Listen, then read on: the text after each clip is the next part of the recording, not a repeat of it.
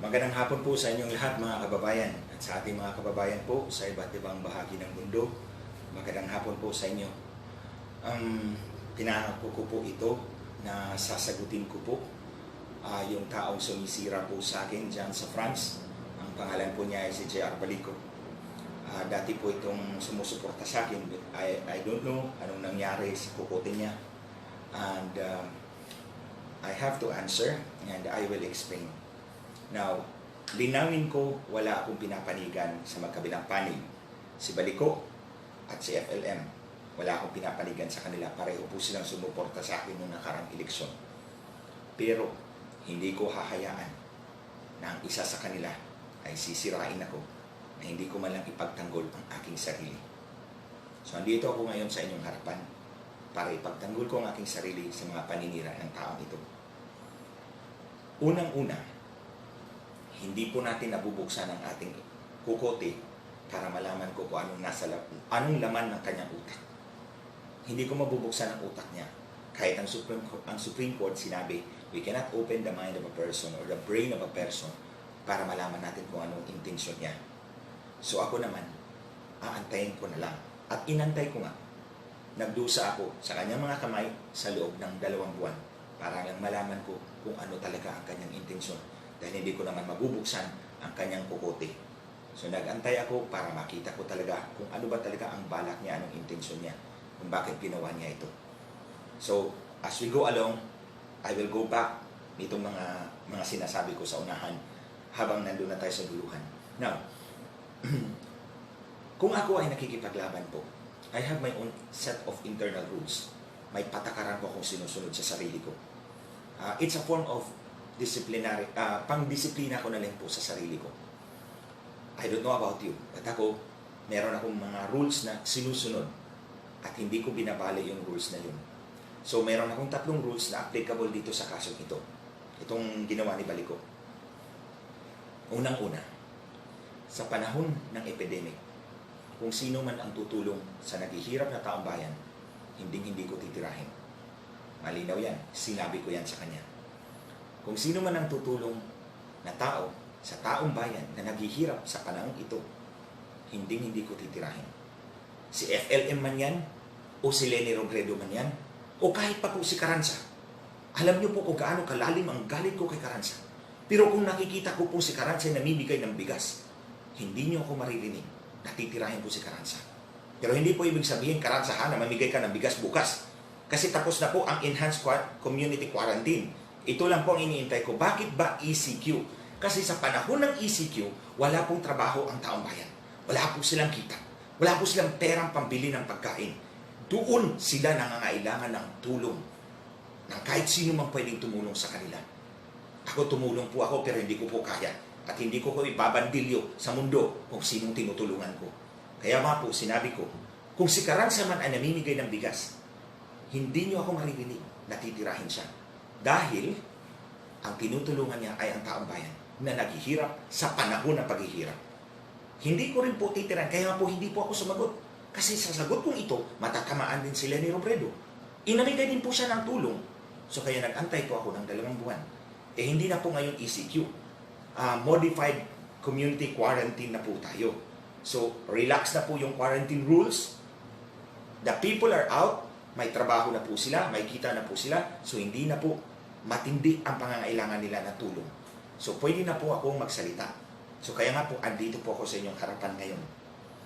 Now, ang pangalawa pong rules ko, pangalawa na rules sa sarili ko, hindi dapat isama ang pamilya. Kung may titirahin kang tao, hindi mo dapat isama ang pamilya. Tingnan niyo po ako. Ang tindi ng galit ko sa 20 pulis na pumatay kay Richard Santillan. Ang tindi ng galit ko kay Pitalio, kay Carranza, kay Garduque, kay Tusio, at sino-sino pa mga pilato dyan sa Philippine National Police na kasangkot dito. Pero minsan, hindi nyo ako narinig na tinira ko ang pamilya. Bakit? Dahil walang kinalaman ng pamilya doon. Later, you will see kung bakit hindi ko pwedeng kampihan si Balico. Hindi kasama ang pamilya. Sa totoo lang po, may isa dyan. Sa 20 pulis na yan, may isa dyan. tita po niya, humingi ng tulong sa akin. Tinulungan ko pa. Binigyan ko pa ng pera. Saan ka makakita? Kalaban ko ang pamangkin niya. Humingi siya ng tulong sa akin, binigyan ko pa. Dahil hindi kasama ang pamilya. No matter gaano katindi ang galit ko sa tao, hindi ko isasama ang pamilya. They're out of the picture. Wala silang kinalaman dyan. In the same way dito, hindi dapat isama ang pamilya. Pangatlo, igalang mo ang babae. Nakita ko kung paano mo ginalang o trinatar si Lisa. Balik ko. That's a no-no for me. As if hindi ka rin lumabas sa nanay mo. Ang babae ay dapat igagalang at hindi bubisitin at pagmumurahan sa harap ng maraming tao. Those are the 3 rules. Ito yung 3 batas ng sarili ko, pang-disiplina ko sa sarili ko that I apply. At dito is applicable. Marami pa po akong rules, pero hindi yun applicable. Dito lang po. Applicable yun. That's my means of disciplining myself. Kaya po, 2 buwan bago ko po sinagot ang mga paratang ng taong ito sa akin. 2 buwan. Nagtiis po ako. Unang-una, ilalatag ko naman sa inyo kung bakit 2 buwan. Natapos na tayo sa 3 rules ko na ina-apply ko dito sa kasong ito. Dito naman tayo sa 3 rason kung bakit 2 buwan nagtiis ako. Unang-una, ang kaso ni Richard Santillan. Tingnan po ninyo ito, mga kababayan. Ito po ang final ng Department of Justice. Ganito po kakapal. 1,600 pages. Ito po ang final ng kalaban namin. Ayan. Ewan ko ilang pages iyan. Ito rin po ang final namin. Ayan. Ganyan kakapal ang kaso ni Richard Santillan. Ito pa lang po. So paano po yan babasahin ng husgado? Sino magbabasa sa ganitong kakapal ng filing sa korte? Sinong prosecutor ang magbabasa niyan? So kaya nga po binuhos ko po ang lahat ng panahon ko para po itong ganito kadami na i-reduce ko po ganito na lang. Yan na lang. So tingnan po ninyo gaano kakapal yan. At tingnan nyo to ang summary. Kunti na lang. Short pa to. Long ito. Short ito. Diyan po binuhos ang aking panahon. Siguro 5,000-6,000 pahina ito. Ito, 645. Pero hindi po madali yan. Lahat ng ebidensya hahanapin ko. Isa-isa. Dahil nga, ang husgado hindi magbabasa ng ganito kakapal. Ang prosecutor hindi rin magbabasa ng ganito kakapal. Sino ba? Kahit ito, mga kababayan, summary na po ito. Mahirapan ka pang magbasa sa 645 pages. Kaya nga po, ang ginawa ko, yung 645 pages, ginawa ko pang 3 pages na lang. Ito yon, drawing. Basahin mo lang kung anong ibig sabihin nito. May 2 pages ito sa likod. 3 pahina lang. Alam mo na yung buong kaso ni Richard Santillan. Doon ko binuhos ang aking panahon. Hindi ako makisawsaw sa mga gulong wala akong alam. First and foremost. Hindi ako makisawsaw sa mga gulong wala akong alam. At hindi ko alam kung anong motibo niya. Kaya nga po, nag-antay po ako. So, that's the first one. Itong pangalawa, ito yung sinasabi ko mga disiplina ko sa sarili ko. Ito yung mga internal rules ko sa sarili ko. Sinusunod ko to para disiplina yung sarili ko. Pero hindi ko po pwedeng ipuwersa po sa inyo. Kung maniwala kayo, okay lang po. Kung hindi naman, wala pa akong magawa. Pero, Mr. Baliko, hindi mo pwede akong balikuin para sundin ang gusto mo. Huwag mo akong balikuin at takot-takutin na sumunod sa gusto mo. Dahil hindi mo alam kung anong legal consequences ng ginawa mo. Makinig ka hanggang matapos to. Pangatlo, mga kababayan, yung kaso ni Leni Robredo at ni Bongbong Marcos, ni BBM. Protesta ni BBM at ni Leni Robredo.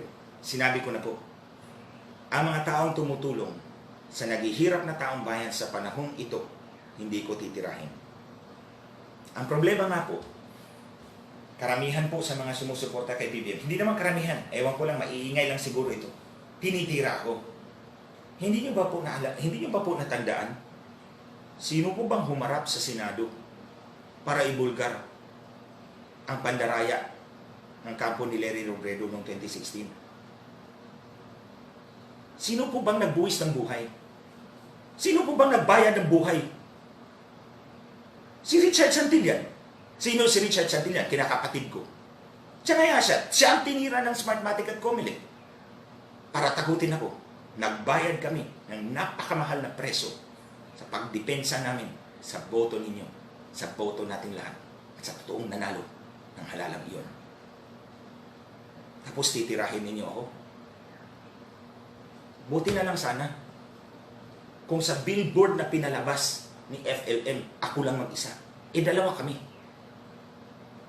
Bakit hindi nyo tinitira si Manang Aimee? Ako lang. Again, mga kababayan, balik tayo sa intensyon. Bakit ako lang ang tinitira, hindi si Manang Aimee? Kaming dalawa ang nasa billboard. Balik tayo sa intensyon. Dahil, pepwersahin ako na sumunod sa gusto nila. O gusto nito ni Baliko. So, kaya nga po sinasabi ko, hindi ako pwedeng sumagot at the time dahil matatamaan si Lenny Robredo. Ito nga po ang sinabi ko. Nagpasa ako sa Supreme Court ng 250-page comment. Nilatag ko lahat ng ebidensya ng dayaan. Hindi sumagot si Comelec, hindi sumagot si Smartmatic, hindi sumagot si Lenny Robredo. Pabor yun kay BBM. Pero wala akong expectation ng kahit anumang suklit. Ginagawa ko to dahil ako mismo biniktima ng sindikatong ito. Si BBM din biniktima ng sindikatong ito. Tayong lahat biniktima ng sindikatong ito. Tapos itong Baliko na to, babalikuin lang ang pinaglalaban ko para sa bayan. Dahil lang hindi ako sumunod sa gusto niya, na tirahin ko si FLM. Anong pakialam ko sa away ninyo? Later, mga kababayan, malalaman nyo kung bakit nag-away sila. Aabot tayo dyan. Dito na tayo sa main story kung bakit nangyari ito. Nung galing ako ng Europa, siya ang host ko sa France. Akala ko totoong tao. Pagdating ko rito, 1 linggo lang siguro yun eh. Nagsimula na si FLM dyan namigay. Ewan ko kung totoong namigay. Sabi nila namigay. Okay. Assuming namigay kasi nakita ko naman nagbigay ng 30,000 na eyeglasses doon sa Isabela. Totoo, nakita ko. Patunay ako dyan. Aabot tayo dyan. Tinanong ako ni Baliko tungkol kay FLM. Ang sagot ko sa kanya, hindi ko titirahin ang taong namimigay ng tulong sa mga taong naghihirap ngayon. I stand by my decision. Hindi ko titirahin ang taong tutulong sa sino mang naghihirap na Pilipino ngayon. Wala akong utang na loob kahit kanino. Ang tinitingnan ko lang ang kapakanan ng bawat Pilipino. Hindi ko kayang tumulong sa lahat ng Pilipino. Kaya kung sino man ang tutulong dyan, susuportahan ko. So, kaya po hindi nyo ako narinig na nag-post tungkol kay Lenny Robredo. Kasi kahit si Presidente, sinabi ni Presidente, di ba kung natandaan ninyo, tinanggal niya si Manny Luna. Kaibigan ko po yun. Tinanggal niya kasi si Manny Luna, pinaimbestiga si Lenny dahil nakikagkumpetensya daw sa gobyerno. Mali po doon si Manny. Kaibigan ko po si Manny, pero mali po siya. Ang tao, nangangailangan ng tulong. At tama po si Pangulong Duterte.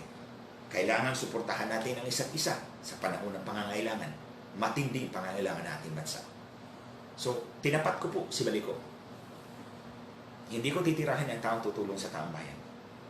Sabi ko, kung gusto mo, in another time. In another time. Oh.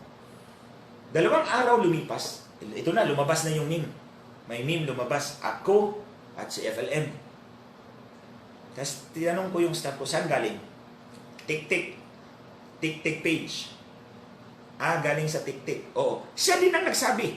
Parang private message siya, pinadala niya sa amin. Galing sa tik-tik ito. Baka nakalimutan mo. Ikaw ang nagsabi na sa iyo ang tik-tik. Mamaya, sabihin ko. Nakalimutan mo talaga ito, Baliko. Ikaw ang nagsabi, ikaw may-ari ng tik-tik page. Okay, sige. So, nung nakita ko yung picture mo, ikaw ang gumawa kasi galing sa tik-tik page mo.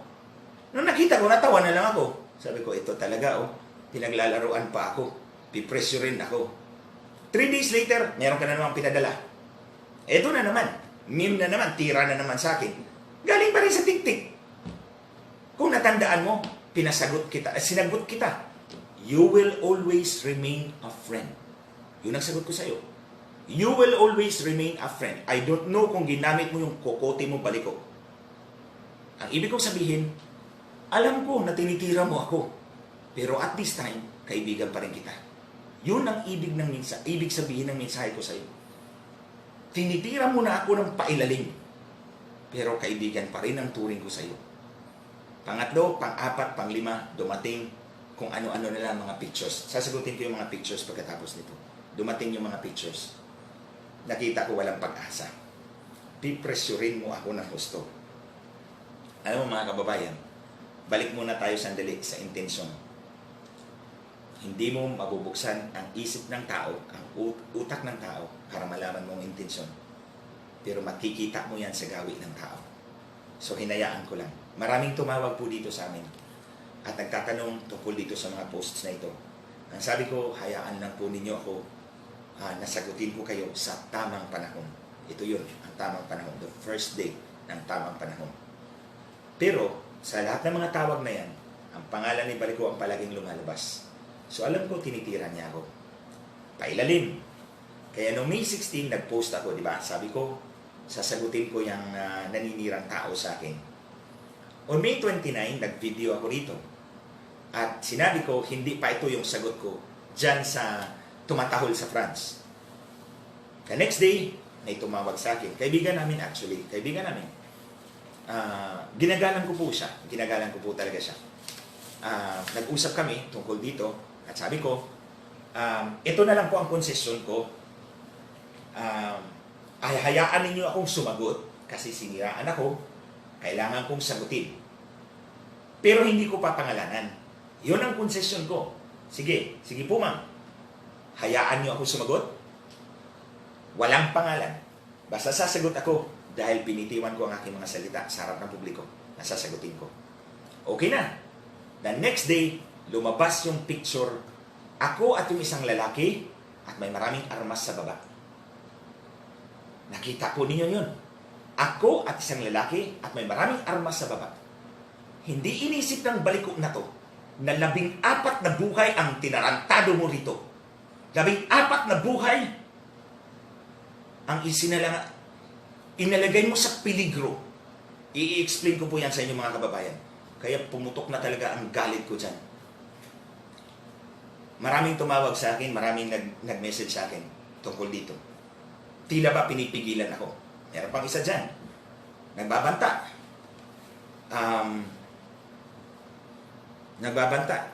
Na meron siyang alas. Ilabas mo yung alas mo. Ang ina. Ilabas mo yan. Sige, tingnan natin. Basta ito ang masasabi ko sa inyo mga kababayan. No one can stop me. No one can blackmail me. Walang makakapag-blackmail sa akin. And I will never bow down to pressure. Hindi nyo ako mapipilit sa gusto ninyo. Panininigan ko yan. At ilabas mo yung alas mo. Kasi ilalabas ko rin yung alas ko. At sigurado ako, tanggal ka dyan sa France. Labas ka dyan. Tandaan nyo mga kababayan, sinubukan na to ni Brillantes sa akin dati. Kinasuhan niya ako ng election offense.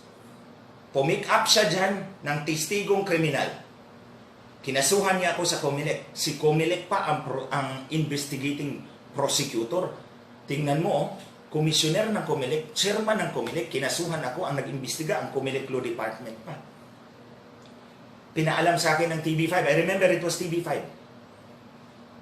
Pinalabas ko kagad sa social media ang picture ng kanilang testigo. Testigong ito ang affidavit ng scam ng 100,000. Ito, binili ang 3 tuta, 50,000, ang cheque tumalbog, ninakaw, nawala ang tuta. Ito, minolestia yung bata. At ito ang worst. Dati may pulis po akong gwardya. Sinuli ko na po sa PNP. Itong testigo ni Brillantes, inudyukan pa yung pulis ko na mang-hold up daw ng gasoline station doon sa Tacloban nung nag-brown out pa ng Yolanda. Imagine, anong klaseng testigo ni Brillantes yan? Nung nakita yung ng mga media, the next day, wala na pong news. Hindi na po pinick up ng news, ng media yung news. Kasi alam nila na yung tira nyo ng Comelec at Smartmatic sa akin. Si Smartmatic pa ang namigay ng press release doon sa labas ng Comelec. Pero the next day, wala na pong balita. Kasi nakita ng media, ito pala ang klase ng testigo ni Brillantes, criminal pala. Now, 2 months after nangyari ito, Natalo si Brillantes sa Korte Suprema ng kanyang 240 million contract. Nagbayad siya. Ang sumunod, pinick up naman ni Bautista. Yung may tagong yaman na 1 bilyon. Pinick up ni Bautista ang kaso. Ilang buwan lang, natanggal sa pwesto. Sino pang may atraso sa akin? Si Albayalde. O ayun, natanggal din sa pwesto. Si Carranza. Ito ang birthday wish ni Carranza. Ayaw niyang umalis sa Region 4A. Siguro maraming pera talaga dyan. Ayaw niyang umalis. Hanggang doon na lang daw siya mag-retire. E nangyari yung kay Richard. Pagkatanggal ni Albayalde, natanggal din si Carranza. Goodbye. Wala na siyang happiness. So, ang sa akin, huwag niyo akong takot-takutin, balik ko. Huwag mo akong takot-takutin. Ilabas mo kung anong ilalabas mo. Sasagutin kita. I will deal with you properly at the right time. Now ngayon mga kababayan, here we are today. Andito tayo. Ang nakikita kong intensyon,